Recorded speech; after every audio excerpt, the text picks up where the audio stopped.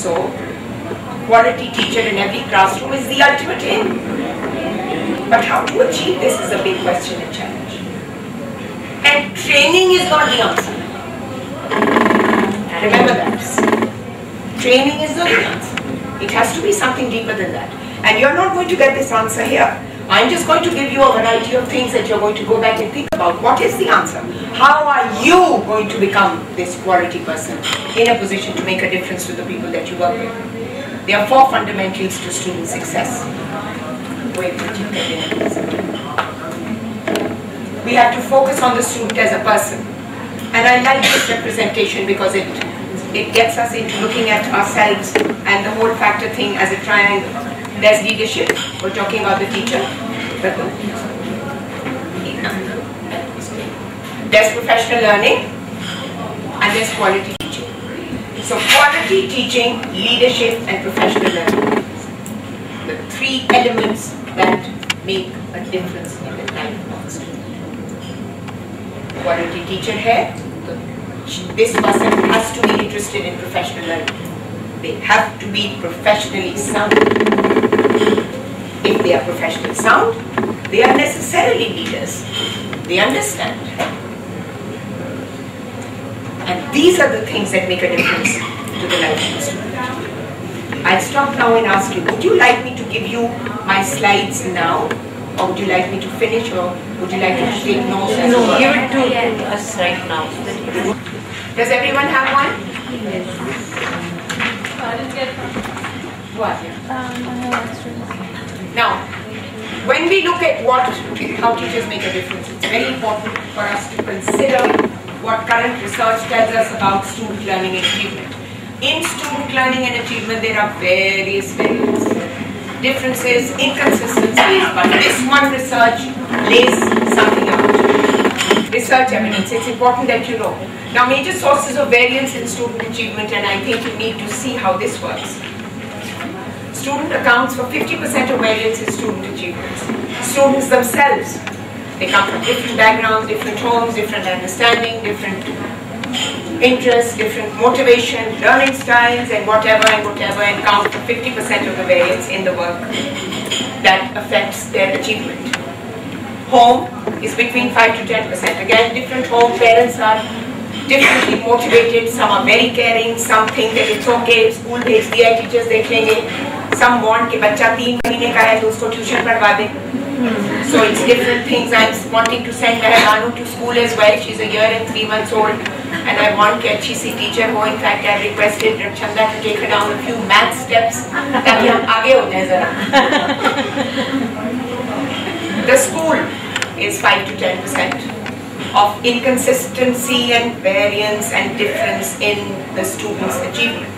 Where the principals, other leaders and other influences, how motivated is the principal, what do the teachers do, how does the curriculum manage, what kind of syllabus is taught, how are the test marks, how are the parent-teacher meetings held, and all the other curricular and co-curricular activities, the whole thing goes into this. Then there's a peer effect, where the friends have a solid effect on what happens as well. Although, me personally, I'm not going to go down this too much because I believe that children are children in their own right. But yes, I know that there are people here who believe that a person is judged by the company that they keep. How many believe that? But the child learns a lot from the parents. Yes. Peer pressure is there in the class. Peer pressure is there. Children learn a lot from each other. They learn language, they learn attitude. And they begin, and like when my daughter was in school, she was a good student. Girls normally, and my daughter did better than my son. And suddenly she started doing better than herself, even better than before. And I was a little curious, and I immediately realized that there was some child in her class who was doing better than she was, and this person had become her friend. And suddenly there was this very healthy competition, and both grades went up. And so peers do make a difference in what is happening.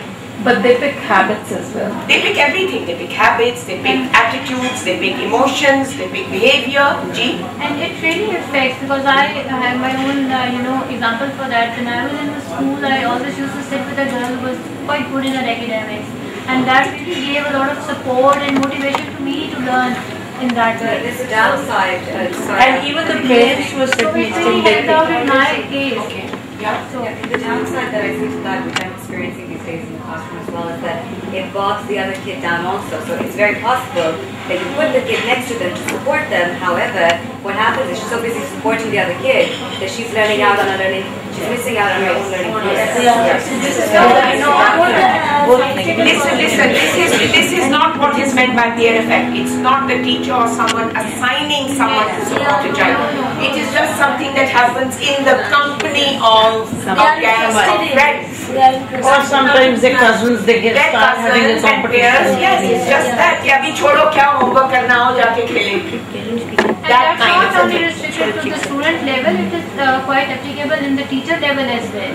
Yes. There are teachers, who would like to work with other few teachers who are quite competent and good in their profession, and they really learn from that. And so they are being inspired by them as well. But peer pressure makes a difference. Yes. And that is international research, whether we like it or not, it does make a difference. So if your child or students in your class are generally motivated, maybe because of the high expectation that you are putting on them and everyone's motivated, it's going to cause for 5 to 10% of that variance. But 30% of the inconsistencies and the differences in the students' achievement is the teachers. It is what they know, do and care about, which is very powerful in this whole learning equation.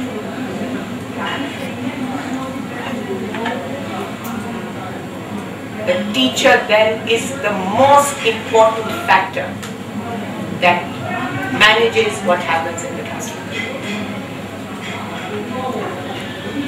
Now, quality teaching in action. What, in your opinion, is quality teaching? Take a moment, think about it. What, in your opinion, is quality teaching?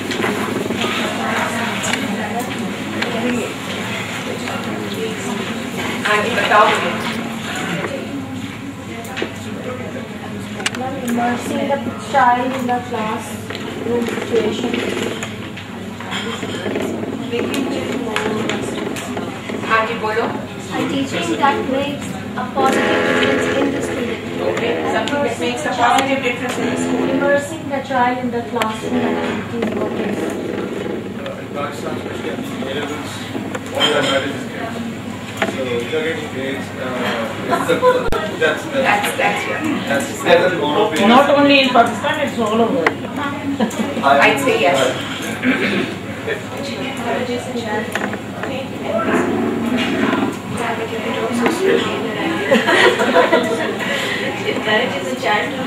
If you are a teacher, you at least have to be as loud as I am. Yes, I think I was loud. Okay, good, better. Yeah. Yes. The audience. Which encourages children to think and reason up. Okay. Then this is if a teacher can capitalize the potential of students. If the teacher is able to capitalize or use the potential in the students, then that adds to the quality teaching. But again, there are no 1, 2, 3 factors. There are many dimensions of quality teaching. Create excitement in the classroom. Yes. Quality teaching is what which brings out the best from the student. Okay, let's have that as a working definition. That quality teaching is what brings out the best in the student, which means attitudes, behavior, knowledge, in which brings coming. So let's have all of them bunched into one. That's what quality teaching. But I want you also to consider what are the factors that make teachers successful. Strategies. Knowledge, subject knowledge.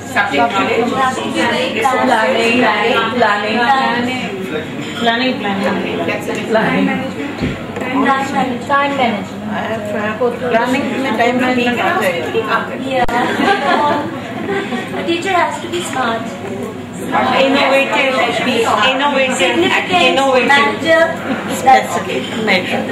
Now let's look at this section of 7 factors that contribute to teaching excess. School background, crucial. Yes. You That have to is have very a solid important. school background to be a successful teacher. Yes, ma'am. Yeah, absolutely. And I don't want it now to be cruel and make difference with different classes and be this class-oriented person and whatever. Goes without saying, your solid schooling is the first step to your success. Subject knowledge, we've already said so. Personal qualities, smartness, which does not necessarily mean how you dress. It's your attitude and the way that you deal with body language. It's everything. How you manage. Relationship with students, professional development, resources. Someone said resources and planning, and someone said teaching strategies. So now these 7 are a lethal combination. And A full package. issue that number 1 is not a method. is Number 1, school background, not a method. not important. It's not a method. I've met many people who have a school background from rural areas, and even they are very good teachers at any level of my own schooling. नहीं सुने गलत नहीं समझ नहीं I don't mean that schools in the city or in the rural area. I don't mean schools that are rich or poor. I don't mean schools that are English medium and Urdu medium. I mean a solid school background. A solid school background could be sitting under a tree on top of a gutter. As long as you have been well taught and well grounded in what you are learning, that's the schooling. Effective learning. Air conditioned kamre mein baith ke listening to some English medium teachers. A strong base. Understanding Is absolutely solid. Let me share with you. My mother was 5 sisters. Meri 4 khalas are dead, and I just got my mother. And all my khalas went to Urdu medium schools, and they did all their Munshi Fazil and all those imtihans. And they were the smartest ladies on earth. They didn't know any English. मतलब उन्होंने पढ़ी नहीं थी formally English, but 5वीं 6वीं तक they could help their children doing their homework, understanding, reading. They knew their tables, they knew maths, they could calculate mental maths. यानी वो Mont Sayers और चित्रांक वाला ज़माना था, and they could manage all that in minutes. So firm and solid was their grounding.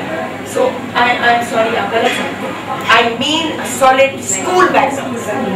I also want to share one thing. My husband is a colonel doctor in army, and my brother-in-law, he's a director in Cisco in US, and my second brother-in-law, he's a civil engineer. And all 3 of them have studied in a government school in Karachi. They are from a government school. Yeah, in Urdu, there was a school in Lahore which was called Khazana Gate. Has anyone heard about it?